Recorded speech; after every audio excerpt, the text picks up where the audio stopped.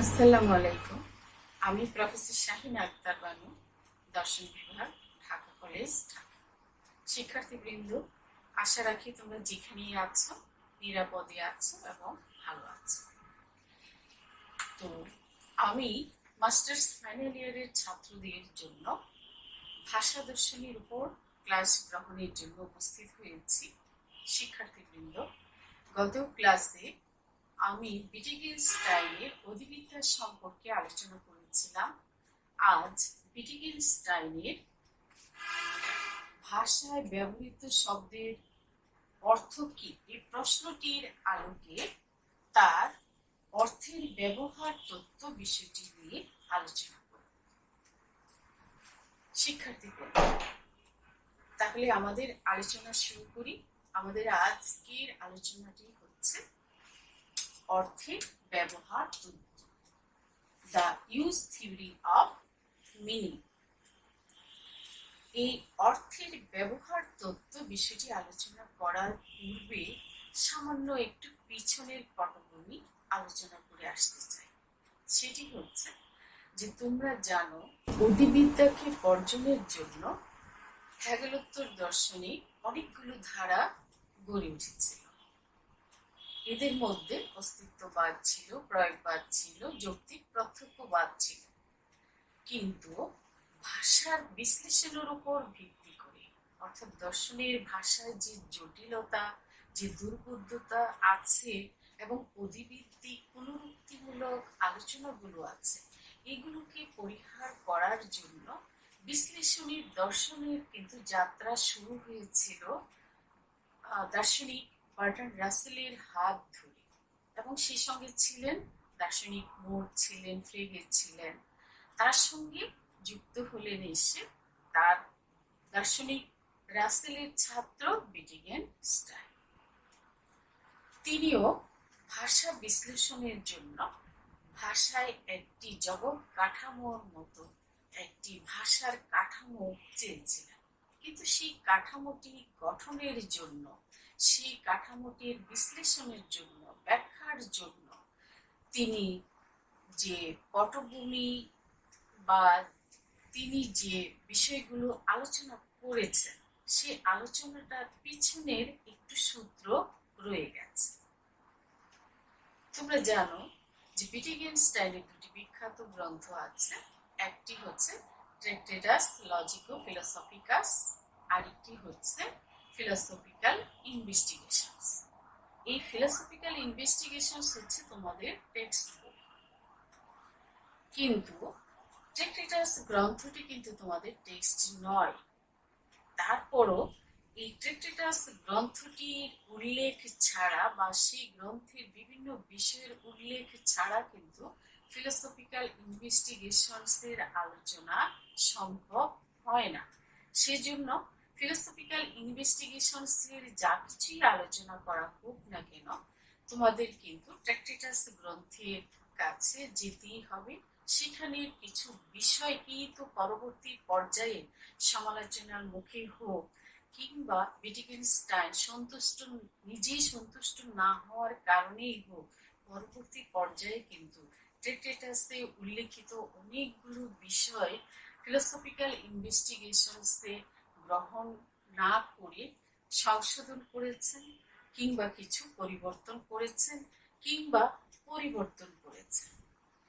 তবে ট্র্যাক্টেটাস গ্রন্থের পাশাপাশি তার কিন্তু কিছু তো বইও ছিল। সেই বইগুলোর নাম হচ্ছে, আমরা জানি, দি ব্লু বুক, দি ব্রাউন বুক, দি ইয়েলো বুক। এই হলো বিটিগেনস্টাইনের বিখ্যাত গ্রন্থ এবং জটিল গ্রন্থ সম্পর্কে আলোচনা। এখন আসো যে এই অর্থের ব্যবহার তত্ত্ব আলোচনার বিষয়ে সামান্য একটু পূর্ব প্রেক্ষাপট আছে, সেই বিষয়টা একটুখানি বলি। তোমরা জানো যে মধ্যযুগ ছিল চার্চকেন্দ্রিক আলোচনার কেন্দ্রবিন্দু, এবং মধ্যযুগে ধর্মকে কেন্দ্র করেই কিন্তু দর্শন আলোচিত হতো, আবর্তিত হতো, এবং সেই সময়ে মুক্ত দার্শনিক আলোচনা কিন্তু সম্ভব ছিল না, বিশেষ করে যাজকদের জন্য। সে সময়ের একজন প্রতাপশালী যাজক সেন্ট অগাস্টিন, তার সম্পর্কে কিন্তু তোমরা বিভিন্ন বই পড়ো কিংবা তার বিভিন্ন মতামত বা থিওরি কিন্তু এখনো তোমরা পড়ে থাকো, এবং সেগুলো কিন্তু হচ্ছে অধিভিত্তিক ভিত্তিক, এবং সেগুলোর মধ্যে আমরা ঈশ্বর, আত্মা, অমরত্ব ইত্যাদি সম্পর্কে তোমাদেরকে পড়াই এবং আমরা নিজেরাও সেগুলো পড়ে এসেছি। সেই সেন্ট অগাস্টিনের কনফেশনস নামক একটি গ্রন্থ আছে। সেই গ্রন্থটি পাঠ করে উইটগেনস্টাইনের মনে একটি প্রশ্নের উদয় হল। বোঝা গেল ব্যাপারটি? এবং এই প্রশ্নটি তিনি the blue book and brown books এর শুরুতেই কিন্তু উত্থাপন করেন, এবং এটি আলোচনা, সমালোচনা, পর্যালোচনার পরিপ্রেক্ষিতে শেষ পর্যন্ত তিনি ফিলোসফিক্যাল ইনভেস্টিগেশনসে এইরকম একটি ভাষা দর্শনের উপর বা অর্থের ব্যবহার তত্ত্বের উপর একটি ব্যাপক আলোচনার সূত্রপাত ঘটায়। শুধু তিনি নন, তার সাথে অন্যান্য দার্শনিকগণ এই বিষয়টি নিয়ে আলোচনা করেছেন, সমালোচনা করেছেন এবং ভাষা দর্শনকে সমৃদ্ধ করেছেন বলে অনেক দার্শনিকেরা মনে করেন।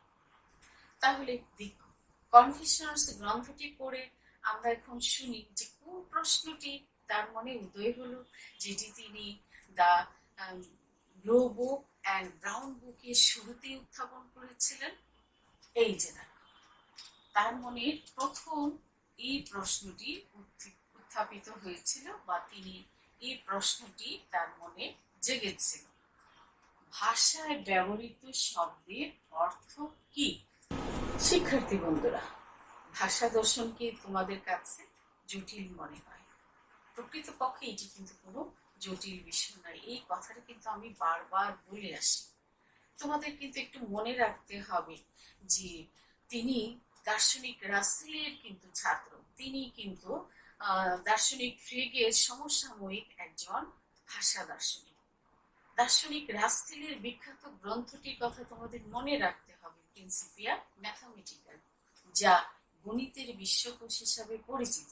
তিনি কিন্তু সেই গণিতের ফর্মুলা যুক্তিবিদ্যার সাথে সংমিশ্রণ করে একটি স্ট্যান্ডার্ড ভাষা গঠন করতে চেয়েছিলেন।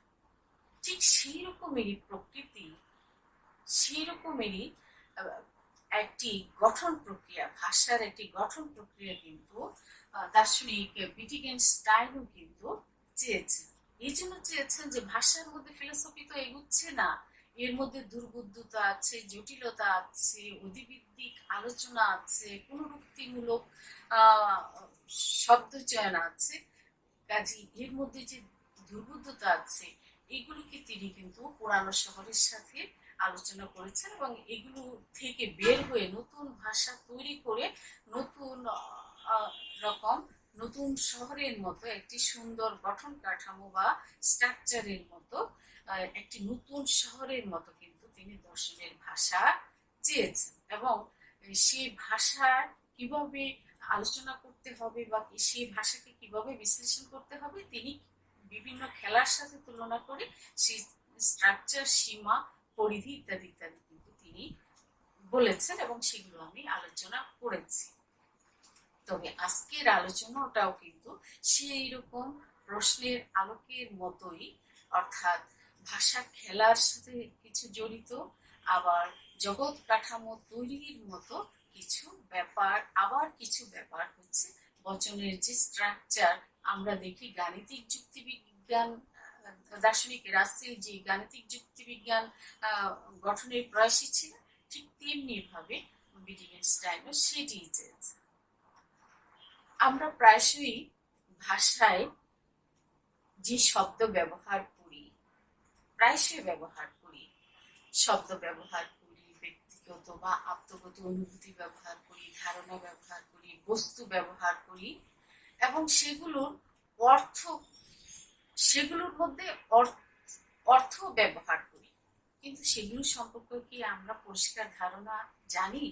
এগুলো তো আমরা যে শব্দগুলো উচ্চারণ করি, এগুলো তো আমাদের নিত্যদিনের উচ্চারণ, কিন্তু এই উচ্চারণের মধ্যে আমরা কি অর্থ বুঝে উচ্চারণ করি সেই শব্দের ভাষাগুলো, বা ভাষায় যে শব্দগুলো ব্যবহার করি সেই শব্দগুলোর অর্থ জেনে ব্যবহার করি, নাকি স্বাভাবিকভাবে ভাষা বলেই সেগুলো ব্যবহার করি? প্রশ্নটি কিন্তু এখানে, যে আমাদের ব্যবহৃত ভাষা বাদ দিলাম, এটি আমাদের নিত্যদিনের, কিন্তু দর্শনের ভাষা তো নিত্যদিনের ভাষার মতন না, সেখানে তো একটি স্ট্রাকচার থাকবে। আমরা তো সেটি জানি যে ভাষা দার্শনিকেরা তো দর্শনের মধ্যে একটি স্ট্রাকচার চান, তাই না? তো এই স্ট্রাকচারের মধ্যে যে ভাষা আছে সেই ভাষার অর্থগুলি কেমন হবে, এই প্রশ্নটি কিন্তু দার্শনিক উইটগেনস্টাইনকেও আলোড়িত করেছিল। তিনি এই বিষয়টি নিয়ে ভাবিত ছিলেন এবং শেষ পর্যন্ত আমরা তার একটি বিশ্লেষণও পেয়েছি। বিশ্লেষণটি হচ্ছে, দেখো এখন, ভাষায় ব্যবহৃত শব্দের অর্থ কি। আমি কিন্তু এই যে এতক্ষণ আলোচনা করলাম এটি কিন্তু ভাষায় ব্যবহৃত। এখন ভাষায় ব্যবহৃত ব্যাপারটি কি? চাঁদ সুন্দর, এই যে চাঁদ সুন্দর, এইখানে যে দুটি শব্দ আছে, এই শব্দ দুটি যতক্ষণ পর্যন্ত আমি উচ্চারণ না করি, আমার মনে রাখি, তাহলে কিন্তু এটি ভাষা হবে না। কিন্তু যখনই আমি উচ্চারণ করলাম তখনই সেটি ভাষায় রূপ পেল। আর এটির অর্থ কি, এই বিষয়গুলি নিয়ে কিন্তু দার্শনিক উইটগেনস্টাইন ভাবিত ছিলেন, যে আসলে আমরা ভাষায় যে ব্যবহার করি, আমরা যে ভাষায় যে শব্দগুলো ব্যবহার করি, বা ফিলোসফিতে যে শব্দগুলো ব্যবহার করা হয়েছে, ভাষার অন্তর্গত যে শব্দ আছে, ভাষার অন্তর্গত যে বাক্য আছে, প্রত্যয় আছে, এগুলোর অর্থ কি, এগুলি কালভেদে কেমন হয়। আমরা কিন্তু ব্যক্তিগত ভাষা সম্পর্কে কিন্তু আলোচনা করেছি, যে যতক্ষণ পর্যন্ত আমরা ভাষা আমাদের মুখ দিয়ে উচ্চারণ না করব ততক্ষণ পর্যন্ত কিন্তু সেটা কিন্তু প্রকৃত অর্থে কোনো ভাষা হবে না। তো আমরা শুনি তাহলে ভাষায় ব্যবহৃত শব্দের অর্থ কি। আজকের আলোচনার বিষয়টি কিন্তু এটি। তাহলে আসো আমরা শুনি তার বক্তব্যটা। ফিলোসফিক্যাল ইনভেস্টিগেশনস তারই বক্তব্য, কারণ ফিলোসফিক্যাল ইনভেস্টিগেশনস কিন্তু হচ্ছে তোমাদের টেক্সট বই। শব্দের অর্থ তার ব্যবহারের উপর নির্ভর করে। শব্দের অর্থ তার ব্যবহারের উপর নির্ভর করে, এটি কিন্তু উইটগেনস্টাইনের একটি বিখ্যাত উক্তি। আর এই উক্তিটির পিছনে কিন্তু দার্শনিক রাসেল এবং ফ্রিগের অবদানও কিন্তু আছে, কারণ ভাষা দর্শন সম্পর্কে তার যে শিক্ষা, তার যে জ্ঞান, তার কিছুটা প্রভাব বা ছোঁয়া কিন্তু এই দুজন দার্শনিকের কাছ থেকেই পাওয়া। তারপরও তো উইটগেনস্টাইনের নিজস্বতা বা মৌলিকত্ব অবশ্যই আছে। আমরা তার এই অংশটুকু নিয়ে আলোচনা করি। শব্দের অর্থ তার ব্যবহারের উপর নির্ভর করে। The meaning of a word is its use. Wittgenstein. ভাষায় ব্যবহৃত শব্দ একটি নির্দিষ্ট নিয়ম অনুসরণ করে বলে এর অর্থ আছে। কোন বস্তু সম্পর্কে আলোচনা করা হয় শব্দের সাহায্যে। এক্ষেত্রে বস্তু নয়, বরং কোন অর্থে শব্দগুলো ব্যবহৃত হচ্ছে সেটি গুরুত্বপূর্ণ। মানসিক ঘটনা একান্তই ব্যক্তিগত, কিন্তু শব্দের ব্যবহার ও সেটির অর্থ হলো সাধারণ। আমি সামান্য একটু বিশ্লেষণ করি। চাঁদ সুন্দর, আমি এটি বলেছি। এখন এখানে কিন্তু দুটি, আমার এই যে ভাষাটা, এটার মধ্যে কিন্তু দুটি শব্দ আছে। এই শব্দ দুটির সাথে আমরা এই কথাগুলোর একটু মিল বা সাদৃশ্য একটু খুঁজে দেখি। ভাষায় ব্যবহৃত শব্দ একটি নির্দিষ্ট নিয়ম অনুসরণ করে বলে এর অর্থ আছে। চাঁদ সুন্দর মানে চাঁদের সৌন্দর্য সম্পর্কে কিন্তু আমি বলেছি। তার মানে চাঁদের সৌন্দর্য আমার কাছে একটি অর্থপূর্ণ বিষয়।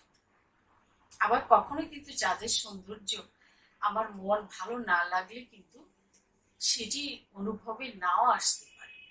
কোনো বস্তু সম্পর্কে এখানে আমরা চাঁদ ধরতে পারি। কোনো বস্তু সম্পর্কে আলোচনা করা হয় শব্দের সাহায্যে। আমরা চাঁদ নামক একটি বিষয়, বস্তু, তাকে নিয়ে আলোচনা করছি। কোনো বস্তু সম্পর্কে আলোচনা করা হয় শব্দের সাহায্যে। এই যে চাঁদ নামক একটি শব্দ আর সুন্দর নামক আরেকটি শব্দ, এক্ষেত্রে বস্তু নয় বরং কোন অর্থে শব্দগুলো ব্যবহৃত হচ্ছে সেটি গুরুত্বপূর্ণ।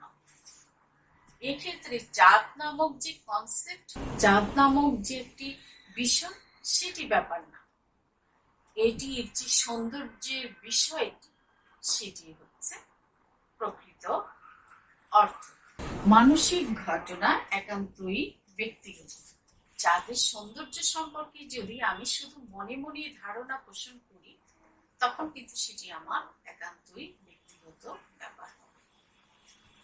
কিন্তু যখন এটি প্রকাশ হয়ে যায়, কিন্তু শব্দের ব্যবহার ও সেটির অর্থ হলো সাধারণ, তখন কিন্তু আর সেটি মানসিক বা একান্ত ব্যক্তিগত ব্যাপার থাকে না। এটি তখন পাবলিক, মানে এটি কিন্তু তখন প্রকাশ পেয়ে যায়। আরো একটি বিষয় দেখো, এখানে আছে শব্দ ও বাক্য নিজে নিজে অর্থপূর্ণ বা অর্থহীন বলে প্রতিপন্ন হয় না। চাঁদ, সুন্দর, এই শব্দ দুটি কি নিজে নিজে অর্থপূর্ণ বা অর্থহীন হয়? কেবলমাত্র কোন প্রেক্ষাপটে এদের ব্যবহারের মাধ্যমেই তা অর্থপূর্ণ বা অর্থহীন হয়। আর এই প্রেক্ষাপটটিতে বক্তা ও শ্রোতার মধ্যে একটি অর্থপূর্ণ তাৎপর্যময় সেতু বন্ধন তৈরি হয়। আমরা যখন কোনো ভাষায় শব্দ ব্যবহার করি এবং সেই শব্দের অর্থ, এগুলো কিন্তু নিজে নিজে অর্থপূর্ণ কিংবা অর্থহীন হয় না। এখানে কিন্তু একজন বক্তা থাকে আর একজন শ্রোতা থাকে। খালি মাঠে কিন্তু কেউ গান পড়ে না, কিংবা খালি মাঠে কোনো জনসভাও হয় না। খালি মাঠে যদি তুমি নিজেকেও শোনাও, তাহলে কিন্তু তুমি নিজেকেই বলছো। এখানে বক্তা যেমন তুমি হও, আবার শ্রোতাও কিন্তু তুমি হও। তবে এরকম ঘটনাটি উইটগেনস্টাইনের আলোচ্য বিষয় নয়। উইটগেনস্টাইনে শব্দের অর্থ সংক্রান্ত আলোচনায় কিন্তু বক্তা, শ্রোতা, প্রাঞ্জলতা ইত্যাদি কিন্তু আমরা ভাষা দর্শনের প্রাথমিক দিকে কিন্তু আমরা দেখে এসেছিলাম। তিনি কিন্তু ভাষার প্রাঞ্জলতার কথা, রূপক শব্দ ব্যবহারের কথাও কিন্তু বলে। তবে সেগুলো কিন্তু গঠন কাঠামোর মধ্যে, একটি নিয়মের মধ্যে হতে হবে এবং একটি সীমা থাকতে হবে। প্রাথমিক পর্যায়ে উইটগেনস্টাইন তার ট্রেক্টেটাস গ্রন্থে এই জগৎ ও এর অন্তর্গত বস্তু নিশ্চয়, ভাষা, চিত্র, শব্দ এর অর্থ, বচন এর কাজ ইত্যাদি সম্পর্কে যে ব্যাখ্যা দেন, সেগুলোর অনেকাংশই ফিলোসফিক্যাল ইনভেস্টিগেশনস এ বর্জন করেন। যে কথাগুলো আমি শুরুতেই বলেছিলাম, যে ট্রেক্টেটাসে ভাষা সংক্রান্ত অনেক বিষয়ের ব্যাখ্যা তিনি ফিলোসফিক্যাল ইনভেস্টিগেশনস, হয় তিনি তার সমালোচনার জন্য কিংবা তার নিজেরই পছন্দ হয়নি, সে কারণে তিনি কখনো কিছু কিছু ট্রেক্টেটাসে বর্ণিত বিষয়াবলী বর্জন করেছে, সংশোধন করেছে কিংবা পরিবর্তন করেছে। এই গ্রন্থে, অর্থাৎ ফিলোসফিক্যাল ইনভেস্টিগেশনস গ্রন্থে, এই গ্রন্থে ভাষাকে ব্যক্তি মানুষের একটি একক অংশ হিসাবে না দেখে সেটিকে জীবনের আকার হিসাবে সামাজিক বিভিন্ন প্রক্রিয়ার সঙ্গে সম্পৃক্ত করে ব্যাখ্যা করেন। খুবই গুরুত্বপূর্ণ কথা। সে যে বলেছি না যে কোনো নিঃসঙ্গ ব্যক্তি যদি খোলা মাঠে যে এককভাবে নিজের সাথে নিজে কথা বলে, সেই কথার অর্থপূর্ণতা নিয়ে বা অর্থ নিয়ে কিন্তু উইটগেনস্টাইন কথা বলেননি। ভাষাকে ব্যক্তি মানুষের একটি একক অংশ হিসেবে না দেখে সেটিকে জীবনের আকার, ফর্ম অফ লাইফ হিসাবে সামাজিক বিভিন্ন প্রক্রিয়ার সঙ্গে সম্পৃক্ত করে ব্যাখ্যা করে। তাছাড়া ভাষাকে তিনি প্রাকৃতিক ইতিহাসের প্রেক্ষাপটে, এটিও খুব গুরুত্বপূর্ণ একটি উপাদান, মানুষের বিভিন্ন কর্মকাণ্ডের সঙ্গে তুলনা করে। প্রাকৃতিক ইতিহাসের প্রেক্ষাপটে জীবনের আকার, অর্থাৎ ভাষা ব্যক্তিগত, মানুষের ব্যক্তিগত কোনো একক নয়, এটি হচ্ছে জীবনের একটি আকার বা ফর্ম অফ লাইফ। এবং এই ভাষাকে তিনি প্রাকৃতিক ইতিহাসের প্রেক্ষাপটে মানুষের বিভিন্ন কর্মকাণ্ডে তিনি ব্যবহার করেন। আমরা এখানে উইটগেনস্টাইনেরই কিছু উদাহরণ আলোচনা করি। তিনি বলেছেন যে মানুষ মরে গেলে তার জীবনের যে কর্ম, তার জীবনের যে ফলাফল বা কর্মফল, সেটি কিন্তু সঙ্গে সঙ্গে মুছে যায় না, সেটি কিন্তু সঙ্গে সঙ্গে বিলীন হয়ে যায় না।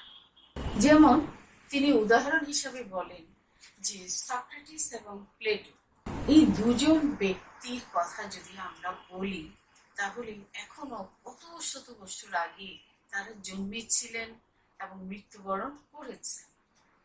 প্রাচীন গ্রিক দর্শনের এই দুজন দার্শনিকের কথা দিয়ে উইটগেনস্টাইন এভাবে ব্যাখ্যা করেছেন যে তারা আজ বেঁচে নাই, কিন্তু তার মানে এই নয় যে তারা মৃত্যুর সঙ্গে সঙ্গে তাদের সমস্ত কর্ম ফল বা কর্মের যে অর্থ বা তাদের জীবনের যে ব্যবহারিক যে অর্থ, কার্যাবলীর যে অর্থ, সেগুলো কিন্তু হারিয়ে যায়নি।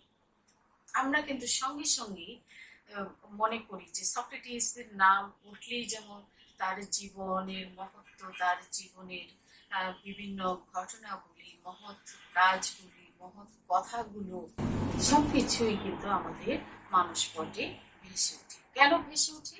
কারণ সক্রেটিস বা প্লেটোর জীবনের যে তাৎপর্য, তাদের জীবনের যে কার্যাবলী, তাদের জীবনের যে অর্থ ব্যবহার, এগুলো কিন্তু সমাজ থেকে বা পৃথিবীর ইতিহাস থেকে হারিয়ে যায়নি, এগুলো কিন্তু বেঁচে থাকে।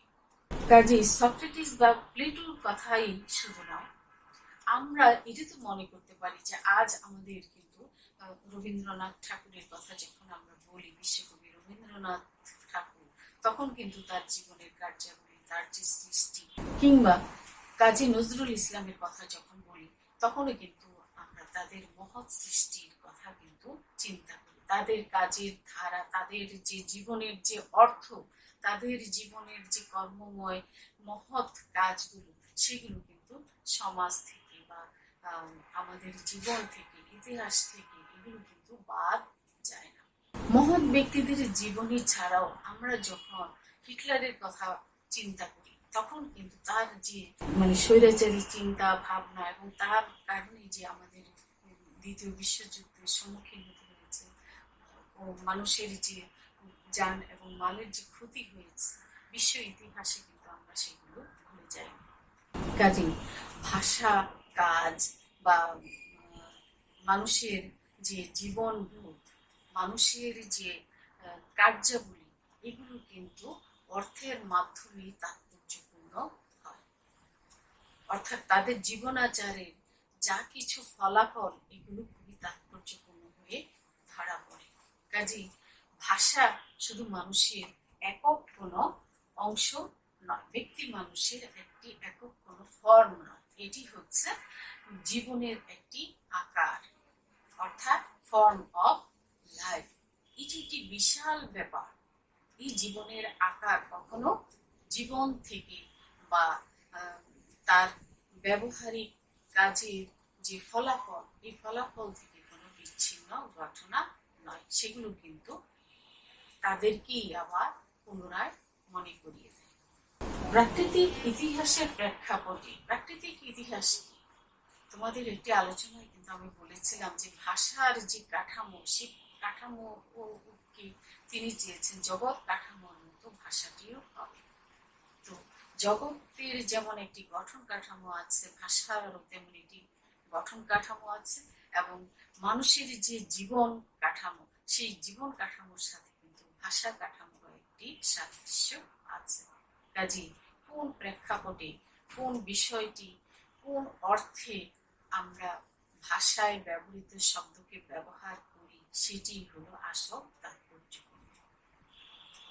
সুতরাং উইটগেনস্টাইনের অনুসারে আমরা যদি বলি, তাহলে বলবো যে ভাষা ব্যবহৃত শব্দের অর্থ, বস্তু এবং সে সম্পর্কে আমাদেরকে একটি তাৎপর্যপূর্ণ বিষয়কে নির্দেশ করে, একটি অর্থপূর্ণতার দিকে নির্দেশ করে, যেখানে বক্তা এবং শ্রোতা উপস্থিতি থাকে।